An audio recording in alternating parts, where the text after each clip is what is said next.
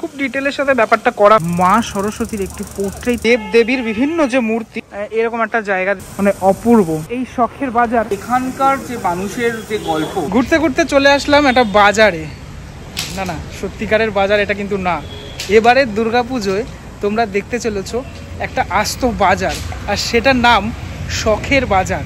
যেই শখের বাজার এবার তোমরা দেখতে পারবে কাকুরগাছি মিতালির পুজোতে আসলে। এই হলো ব্যানার, এবছর 2025-এর ব্যানার, শখের বাজার, মিতালি কাকুরগাছি, অয়ন দীপময় মোহন, দুর্গাপূজা আর্ট 2025। এখানেই মণ্ডপটা তৈরি হয়। এর একদম পাশেই রয়েছে কাকুরগাছি মোড়। কাকুরগাছি মোড় থেকে একদম সোজা 3 মিনিট হাঁটলেই এই পুজোটা তোমরা দেখতে পারবে। মণ্ডপ তো রেডি হচ্ছে, আমি ভিতরে গিয়ে দেখাবো তোমাদেরকে। বাইরে থেকে খানিকটা দেখাই। এখানে কিন্তু সামনের অংশটাতে বাঁশের চটা দিয়ে কিছু একটা আমি দেখতে পাচ্ছি, আর পিছনে টিনের একটা বড় বাড়ির মতো অংশ দেখছি। চলো এই মানে এই যে আবরণটা রয়েছে হলুদ রঙের, তার ওপারে গিয়ে তোমাদেরকে দেখানোর চেষ্টা করি কিভাবে এবছর 2025-এ কাকুরগাছি মিতালির এই যে মণ্ডপ শখের বাজার, যেখানে এটি বাচ্চা ছেলেকে দেখতে পাচ্ছি দাঁড়িয়ে রয়েছে, হ্যাঁ, মাথা উঁচু করে দাঁড়িয়ে রয়েছে, হাতে কিছুটা নিয়ে, কিভাবে এই শখের বাজার সেজে উঠছে। চলে আসলাম একদম ভিতরের অংশটাতে। দেখতে পাচ্ছি শিল্পীরা এখানে এই যে বাঁশের চটাগুলোকে নিয়ে কাজ করছেন, তারা এগুলোকে নিয়েই মেনলি কাজটা হচ্ছে। একদম সামনেই এই প্রকাণ্ড এরকম একটা জায়গা যেটা রয়েছে, মানে এই বাজারে ঢুকলেই, দুর্গাপুজোর এই বাজারটা যেটা তৈরি হচ্ছে, সেখানে ঢুকলেই তুমি দেখতে পারবে এরকম একটা জায়গা। এবার তোমাদেরকে দেখাই, দেখো এখানে কিন্তু অনেকগুলো বস্তা রয়েছে, আর বস্তার মধ্যে কি রয়েছে দেখবে। এই দেখো একদম কুমড়ো, তারপরে আরও বিভিন্ন রকমের যে জিনিসপত্র, মানে যেগুলো আমরা খেয়ে থাকি বাজারে যেগুলো থাকে, সেসব জিনিসপত্র এখানে। এগুলো কিন্তু অরিজিনাল তোমরা দেখে ভাবছো, কিন্তু এটা অরিজিনাল নয়, এগুলো টোটালটাই বানানো হয়েছে এবং এখানে সেগুলোকে আনা হয়েছে। আপাতত এগুলোকে রাখা রয়েছে, বিভিন্ন জায়গায় যখন সেট করা হবে তখনই তুমি বুঝতে পারবে। এবার এখান থেকে প্রবেশ করে আমরা তো দেখলাম এটা এরকম একটা জায়গা দেখছি। তারপর আমরা ঢুকে যাব হচ্ছে মেইন যে মণ্ডপ, সে মণ্ডপে। অর্থাৎ এদিকেও রাস্তা রয়েছে, ওদিকেও রাস্তা রয়েছে। আমি জানি না এদিকের রাস্তাটা থাকবে নাকি, কারণ এখানে বাঁশ দিয়ে আপাতত এরকমভাবে করা রয়েছে, স্ট্রাকচার করা রয়েছে। যাই হোক, এদিকটা খোলা রয়েছে। আমি এদিক থেকে দেখানোর চেষ্টা করি তোমাদেরকে, যে মূল মণ্ডপ যেটা বাইরে থেকে দেখালাম, যেটা টিনের একটা জায়গা, সেখানে দেখানোর চেষ্টা করি। এখানে এ দেখো ছোট ছোট কাজ, কিন্তু খুব সুন্দর কাজ। এই টিনের যে ড্রামগুলো হয় সেগুলোকে কেটে কেটে ঠিক এরকম ধরনের ডিজাইন, সে ডিজাইন করা রয়েছে এখানে। বাইরে থেকে চলে আসলাম মণ্ডপের একদম ভিতরের যে অংশ, সেখানটাতে দেখানোর চেষ্টা করি। যেটা আমার সব থেকে নজর কাড়লো সেটা হচ্ছে এখানে মা সরস্বতীর একটি পোর্ট্রেট রয়েছে, যেটি অপূর্ব সুন্দর। মানে মুখশ্রী থেকে শুরু করে এটা কিন্তু দারুণ দারুণ, একদম জীবন্ত মনে হচ্ছে টোটালটা। এত সুন্দরভাবে টোটালটাকে এই আর্ট ওয়ার্কটা করা রয়েছে। এখানে এরকম টিনের শিট, সেই শিটগুলোকে সেট করা হচ্ছে, এরকম যে বাটামের যে স্ট্রাকচার, সেই স্ট্রাকচারগুলোতে সেট করা হচ্ছে। এই দিকের অংশগুলোতে আমি দেখতে পাচ্ছি ওপরে বেশ কিছু এরকম ধরনের উপাদান রয়েছে, আর এখানে প্লাইয়ের মতো কিছু এই ধরনের উপাদান দিয়ে টোটাল যে কাজটা, সে কাজটা সেজে উঠছে আপাতত। আর দেখালাম যেটা, সেটা হচ্ছে এই যে বাঁশের মতো অংশ, সেটার ওপরগুলোতে এরকমভাবে সাজানো। এবার এই মণ্ডপের মানে এখন অবধি দেখা আমার সব থেকে যে জিনিসটা ভালো লেগেছে সেটা একটু দেখায়। খুব ডিটেলের সাথে ব্যাপারটা করা হয়েছে। শিব পার্বতী তারা রয়েছেন এই বাজারে, এবং এখানে দেখা যাচ্ছে যে এই যে দাঁড়িপাল্লায় দেখতে পাচ্ছ যে পদ্মফুল, সে পদ্মফুলের মাধ্যমে যে বাজারের যে মানে তোমার লেনদেন, সেটা কিন্তু চলছে। এবং শুধুমাত্র শিব পার্বতী নয়, টোটাল একটা বাজারের সিনারিও, সেটা কিন্তু টোটালটা এখানে ফুটিয়ে তোলা হয়েছে, যেটা কিন্তু অপূর্ব এবং ভীষণই ডিটেল। বিষয়গুলো খুবই ডিটেল। আমি যদি কাছ থেকে একটুখানি দেখানোর চেষ্টা করি, প্রত্যেকটা জিনিস খুব ডিটেল। এটা একদম যেখানে ঠাকুর ঘর তার ঠিক ওপরের অংশটাতে থাকবে। ওপরে আমি দেখতে পাচ্ছি এইখানের যে কাজটা, সেটাও কিন্তু খুব ডিটেলের সাথে করা। ঠিক দুই পাশে এরকমটা রয়েছে। এটা হলো হাঁসের মানে একদম মা সরস্বতীর বাহন হাঁস, সে হাঁস থাকছে একদম ওপরের অংশটাতে। ওভারঅল বলা যেতে পারে, তুমি দেখো এই ফ্রেমটা যদি তুমি দেখো, তোমরা দেখো মানে ভালো করে দেখো, এই টোটাল ব্যাপারটাই কিন্তু আমার দারুণ লাগলো। মণ্ডপের আর একটা পার্টে আমি চলে আসলাম, যেখানে দেখতে পাচ্ছি অনেক এরকম মূর্তি, দেব দেবীর বিভিন্ন যে মূর্তি, শুধুমাত্র দেবী যে আছে তা নয়, এখানে আমি হনুমানজিকেও দেখতে পাচ্ছি, যেরকম মা সরস্বতীকে দেখতে পাচ্ছি, গণেশ ঠাকুরকে দেখতে পাচ্ছি। একটা বাজারের মধ্যে আমরা দেখেছি যে বিভিন্ন দোকানগুলোতে এরকম বিভিন্ন তাদের আরাধ্য দেবতা বা দেবী তারা থাকেন, যেরকম সেরকমটা রয়েছে এখানে। কিন্তু বিশ্বকর্মাও রয়েছে এই জায়গাটাতে। এখন এই মুহূর্তে যারা সহশিল্পী যিনি রয়েছেন তিনি দেখতে পাচ্ছি রং করছেন, রঙের কাজটা চলছে। এইগুলো কিন্তু বিভিন্ন জায়গাটাতে থাকছে, মানে এই সমস্ত মূর্তিগুলো বিভিন্ন জায়গা থাকছে। এবং তার ওপরে এই যে তোমাদেরকে দেখালাম যে সরস্বতীর যে মূর্তি, মা সরস্বতীর যে মূর্তি, সেটা তো মানে অপূর্ব। এটা যে আর্টওয়ার্কটা করা হয়েছে সেটা কিন্তু ভীষণই সুন্দর। এটা দেখলে তোমরা মুগ্ধ হয়ে যাবে। নট অনলি মা সরস্বতী, এখানে কিন্তু মা লক্ষ্মীও থাকবেন, যেহেতু একটা বাজারের সাথে সম্পর্কযুক্ত এই দুই দেবী তারা কিন্তু থাকবেন এখানে। এই টোটাল এই বিষয়গুলো কিন্তু ছাঁচের, হ্যাঁ, মানে আমরা যে বিভিন্ন জায়গায় থেকে কিনে আনি, যে মূর্তিগুলো কিনে আনি যে ছাঁচের, এগুলো কিন্তু টোটালটাই ছাঁচের। দেখো প্রাথমিক পর্যায়ে রং করার পর তারপরে যে বাকি যে পেইন্ট, সেই পেইন্ট চলছে এখানে। আমার দেখতে ভীষণ ভালো লাগলো এই জায়গাটা বিশেষ করে। আর একটা জিনিস বলে রাখি, মা দুর্গা যেখানে অবস্থান করছেন ঠিক সেই জায়গাটাতেও এই বিভিন্ন যে দেবদেবী তারা থাকছেন। ওভারঅল বলা যেতে পারে ওপরের কাজটা এখনো অনেকটা বাকি রয়েছে, যেটা আগামী দিনে করা হবে। ঠিক যেখানে মা সরস্বতীর ছবিটি রয়েছে তার পাশেও এরকম একটি ছবি রয়েছে, যেটি পুরোপুরি 3D ওয়ার্ক এখানে রয়েছে। বাজারেরই বেশ কিছু দৃশ্য এখানে দেখা যাচ্ছে হালকা করে। মণ্ডপের ওপরে এই যে পার্টগুলোতে দেখতে পাচ্ছ, এইগুলো টোটালটাই থাকছে। শিল্পীর সাথে কথা বলে যেটা জানতে পারলাম সেটা হচ্ছে, আমরা যে প্রবেশটা করছি, যেটা আমি একটু আগে দেখালাম, প্রবেশের পর এই যে অংশটা অ্যাকচুয়ালি এটা থাকবে হচ্ছে একটা বিশাল বড় ব্যাগ, যেখানে আমরা বাজারের জন্য তো ব্যাগ একটা মানে জিনিস যেটা আমরা প্রত্যেক দিন বাজারে নিয়ে যাই, যেটা কিন্তু এখানে বিরাট বড় একটা ব্যাগ সেটা তৈরি করা হচ্ছে। তো ওভারঅল আমি কিছুটা দেখানোর চেষ্টা করলাম এই মুহূর্তে যতটুকু কাজ এগিয়েছে, মানে কি ভাবে কাজ এগোচ্ছে সেটা দেখানোর চেষ্টা করলাম, কি জিনিসপত্র থাকছে সেটা দেখানোর চেষ্টা করলাম।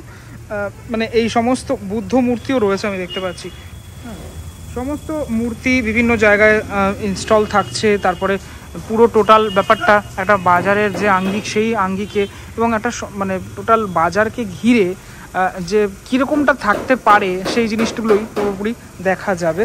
এখন তো দিনরাত এক করেই পুজোর যে কাজ সেটা চলছে, কেননা একদম পুজো যেহেতু চলে এসছে সামনের আর কয়েকদিনের মধ্যেই। কাকুর কাছে মিতালির এবছরের রূপকার অয়নদা। দাদা নমস্কার। প্রথমেই এই জানতে চাইবো যে শখের বাজার, মানে দুর্গাপুজোয় আজ তো একটা বাজার আমরা দেখতে চলেছি, এই ব্যাপারটা নিয়ে প্রথমে একটু ব্যাখ্যা করো। শখের বাজার নামের আগেও বলি যে মিতালি বেসিক্যালি যে পুজো মাঠটাতে হয় বেসিক্যালি গ্রাউন্ডে, সেটা অ্যাকচুয়ালি একটা বাজার। তো বিগত 60 বছর ধরে যখনই এই পুজোটা শুরু হয় 2 মাসের জন্য বা 3 মাসের জন্য, এই মানুষগুলো জাস্ট শিফট করে যায় পাশাপাশি জায়গায়, এবং বাজারের স্থানটাতে পুজো প্রাঙ্গণটা সবসময় হয়ে ওঠে।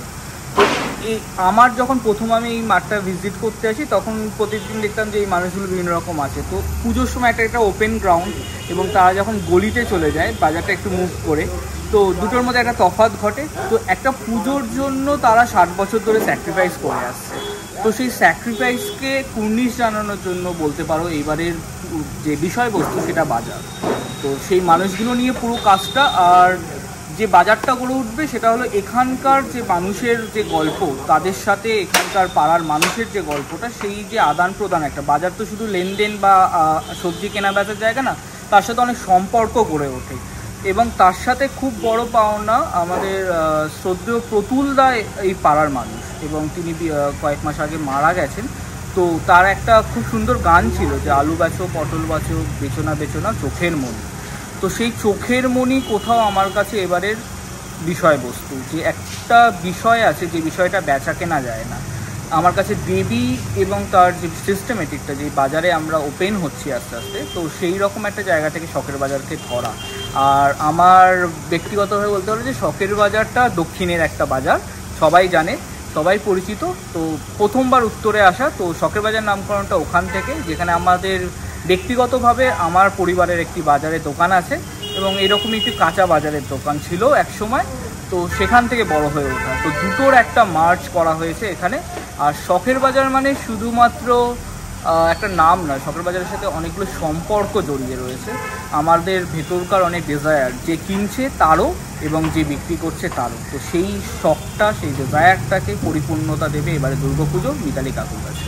নামটা কিন্তু খাসা নাম হয়েছে। যাই হোক, এবার যেটা জানতে চাইবো, মণ্ডপের ভিতরে আমি দেখলাম মা সরস্বতী খুব বেশি কি প্রায়োরিটি পাচ্ছে, কিন্তু কেন?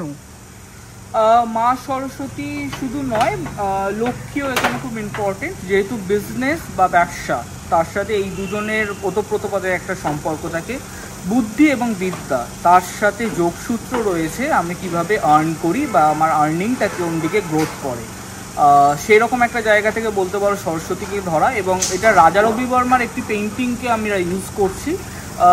তিনি হলো ভারতবর্ষের বলতে পারো যে মডার্নিজম, যে আমরা তো সমস্ত জানি যে রেনেসা একটা তৈরি হয়, তো ইন্ডিয়ান রেনেসা বা ইন্ডিয়ান পেইন্টিং মডার্নিটির একটা জনক বলতে পারেন রাজা রবি বর্মা। তো তার একটা পেইন্টিংয়ের রেপ্লিকা আমরা ইউজ করছি, মানে রিপেইন্ট করা হচ্ছে এখানে।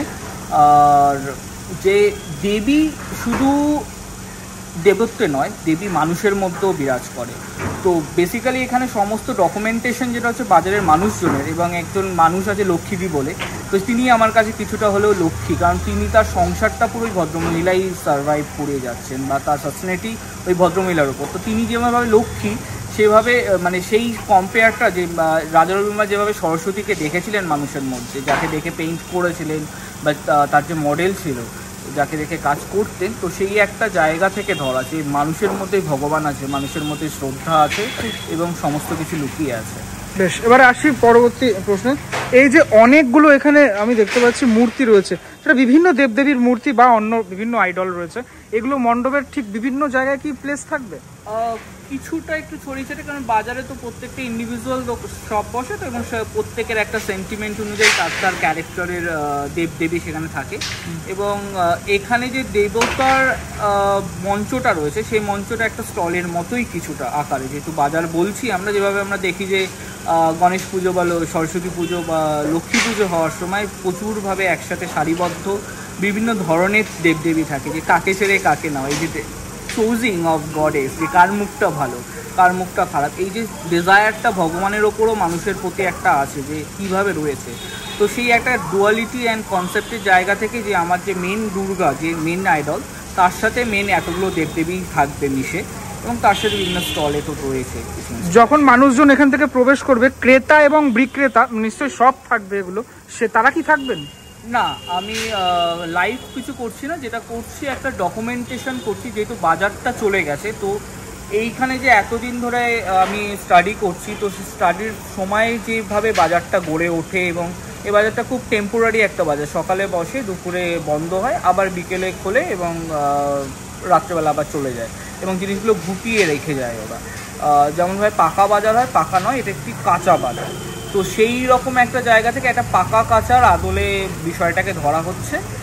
এবং বাজারের দোকান নয়, বাজারের দোকানের বদলে যেটা করছি, ওই ভিডিওগ্রাফির মধ্যে এই হিস্ট্রিটাকে ধরছি, যে কীভাবে মুভমেন্টটা ছিল আর এখন তুমি কিভাবে দেখছো। কেননা এই পুজো মণ্ডপটা তো সবসময় একটু অন্যরকমভাবে সেজে ওঠে। আসল গল্পটা হয়তো কিছু লোক জানে, কিন্তু বেশিরভাগ লোকটা এই মাঠের গল্পগুলো জানে না। তো সেই গল্পটাকে তুলে ধরা হচ্ছে এই ভিডিওগ্রাফি। অর্থাৎ বিভিন্ন রকমের ভিডিও আমরা দেখতে পারবো, মানে মণ্ডপের ভিডিও আছে, এবং সেখানে বেসিক্যালি একটা বাচ্চা, যে আমাদের মেন ব্যানারে যাকে দেখছো, সেই বাচ্চাটির একটা অ্যাক্ট আছে, সেটা একটা ভিডিওগ্রাফির মাধ্যমে চলবে। আচ্ছা, সাধারণের জন্য কবে থেকে খুলছে?